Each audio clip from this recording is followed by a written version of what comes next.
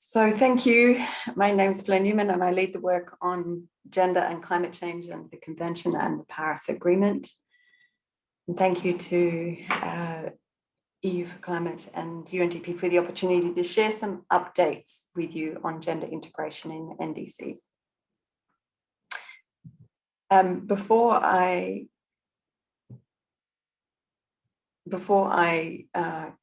speak specifically about NDCs, I will speak a little bit about the context in which the gender and climate change is undertaken within the UNFCCC process, because it helps to explain what the focus is and where the support may be. So in 2019, at COP25, the 5-year enhanced Lima work program on gender and its gender action plan was agreed by parties. The Lima work program provides long-term open-ended actions, such as an invitation to parties to nominate a national gender and climate change focal point. And it also provides regular work, the sort of ongoing regular work that the Secretariat undertakes on gender and climate change.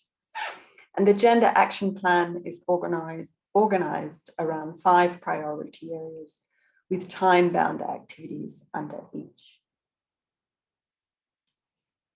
The 5 priority areas reflect the learning from the previous Lima work program on gender and gender action plan and previous decisions under the convention, and also implementation at the national level. So we have capacity building, knowledge management and communication as one priority area, gender balance, participation and women's leadership as another, coherence, and this is coherence across the UNFCCC process, but also coherence within the UN system, and gender responsive implementation and means of implementation. And here, this is a little M and a little I, but it means climate finance, capacity building and technology development and transfer.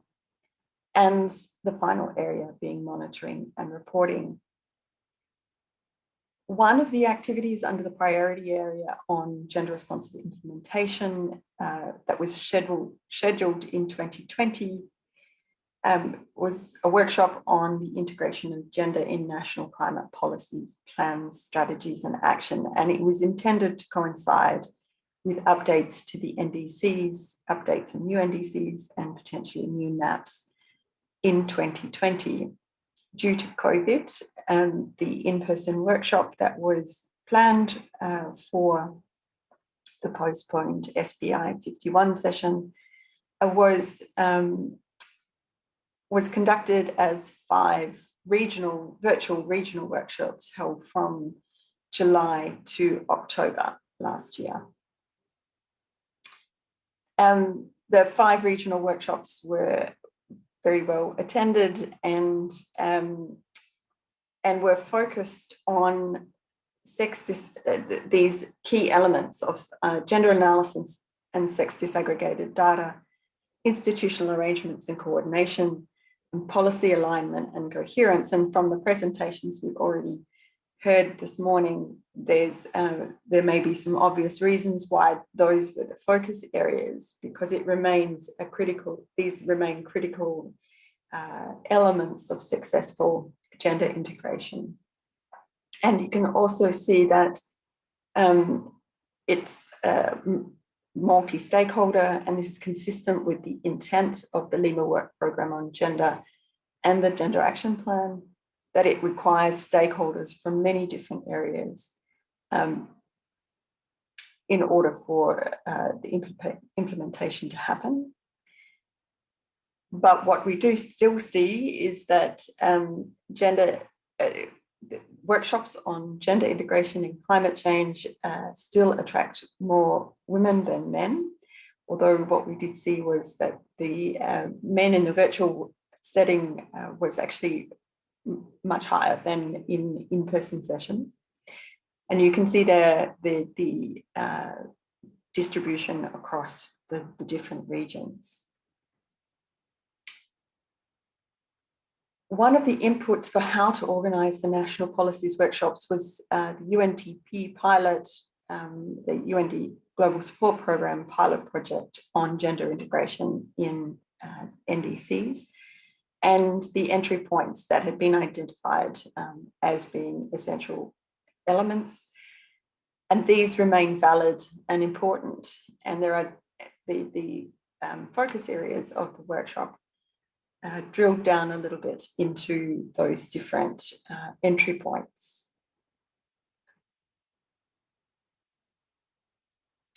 What the workshops demonstrated is that while there's been progress in many areas in integrating gender in climate policies for some countries, challenges remain, and they were highlighted the importance of peer learning and things like this, knowledge and experience sharing. The other really big areas is capacity building, so capacity building for gender experts on climate and climate experts on gender, breaking down silos and mainstreaming gender and climate across different government ministries, and we've heard a lot about that already this morning, and strengthening the vertical and linkages with national, subnational and local governments and civil society, private sector, etc.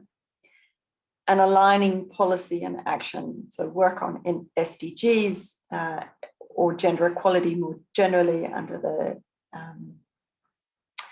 CEDAW on looking at ensuring the elimination of discrimination and gender equality. So aligning all of these things together, obviously a very complex task, and that was illustrated with the Moldova example. The other aspect being ensuring gender analysis is undertaken across all NDC sectors and strengthening the collection and the application of sex disaggregated data for that analysis. And the need for adequate and deliberate financing for gender responsive climate policy and action, including national gender budgeting as well as gender responsive climate finance, was also identified as an opportunity and an ongoing challenge. So in 2020, as we've already heard, parties to the Paris Agreement were there was expected to update their nationally determined contributions. Not all parties were in a position to do so. But for those that did, more parties considered gender in their NDC, so 59 out of 74 parties to submit a new or updated NDC. And the parties that previously referenced gender in their NDC, many showed more elaborate consideration of the topic. Of the reviewed NDCs, 33, including the EU, so that's how we get to the 59 parties, referenced gender, and of that 33, 24 NDCs affirmed that they would take gender into account in implementing their NDC. 16 NDCs included information on how gender had been or was planned to be implemented, and 15 NDCs included information on specific tools and methods for this, such as gender disaggregated data, gender analysis or assessments, and gender responsive budgeting and indicators. Some parties that didn't include specific information on how gender has been or was planned to be mainstreamed in NDC implementation did reference relevant existing policies and legislation and gender differences in relation to the contribution and impact of climate change and climate change action, and or they affirmed the parties' general commitment to gender equality. As was previously mentioned, NDCs tend to be a fairly high-level document, so a lot of detail is not necessarily going to be included. Many parties that included references to gender in their NDC treated it as a cross-cutting issue to be addressed across adaptation and mitigation. And some focused on adaptation specifically in terms of the cross-cutting aspect, and some considered gender exclusively in the context of adaptation. So on the top bar there, the first blue bar is the cross-cutting across mitigation and adaptation, the orange being cross-cutting in relation to adaptation, and then the yellow related specifically to adaptation. And the green there is that it's unclear whether or not gender was going to be addressed, how gender was going to be addressed. And then the smaller dark blue bar at the back, at the end there is NDC, the NDC not including a reference to gender. When parties refer to their planned gender sensitive or gender responsive climate action, or generally elaborated on gender aspects in the context of specific sectors, they did so most frequently in the context of NDCs in relation to energy, disaster risk reduction and response, agriculture, health, education, and water. Some highlighted the importance of providing finance, technology and capacity building for gender or capacity building and or for gender specific action, and these gender responsive references.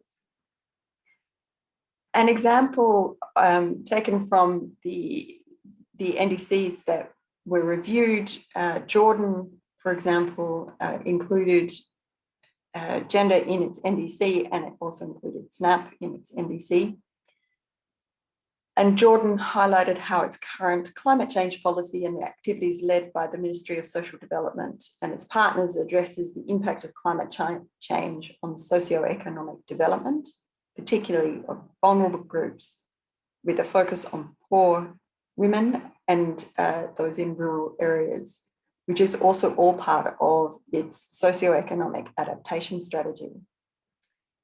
There were also specific references to measures such as ensuring that sector ministries will adopt the action plans recommended by the Program for Mainstreaming Gender in Climate Change Efforts in Jordan. And the action plans specified objectives, actions, and indicators required.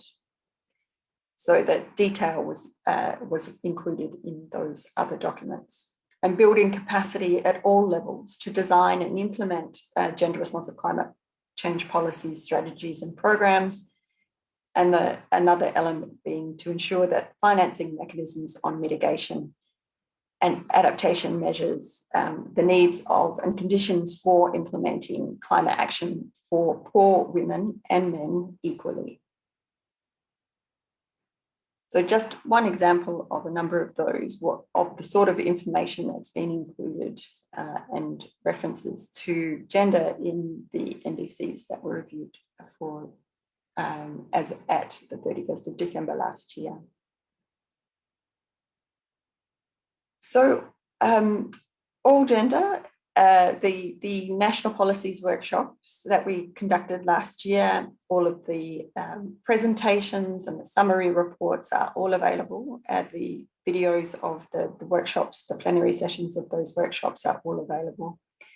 And we've also started an initiative to highlight work that's being undertaken on either support to or where countries are undertaking action on gender in climate policy plans, strategies, and action. And it's an interactive online document that can also be accessed from our website.